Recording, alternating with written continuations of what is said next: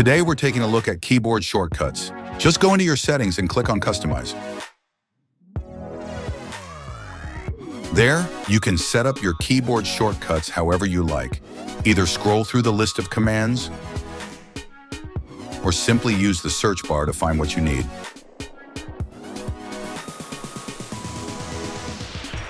Then assign a key, and you're good to go.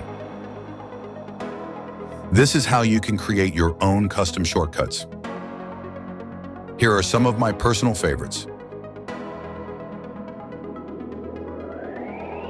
With Q, I can quickly show or hide all planes. Super useful for keeping things clean.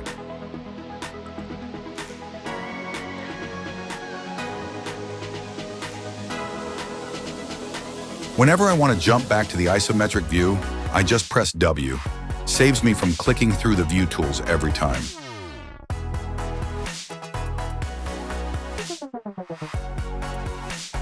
R lets me align the view directly to the selected face.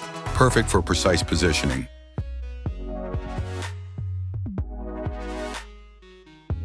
One of my highlights is the magnifier tool on G. It allows you to zoom into details without affecting the actual zoom level of the whole model. Super handy. I also use selection filters a lot. With E, I can select only edges. Nothing else gets picked accidentally. And V is set up for points, like corners, endpoints, or midpoints.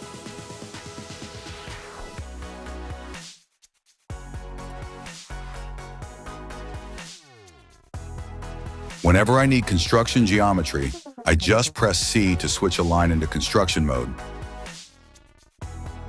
Or back again. Works both ways. And here's a final quick tip. If you want to hide a body, just hover your mouse over it and hit Tab. To bring it back, hold Shift and press Tab again. Works like a charm. There are so many ways to speed up your workflow in SolidWorks. Just give it a try and see what works best for you. Which shortcuts do you use the most? Let me know in the comments.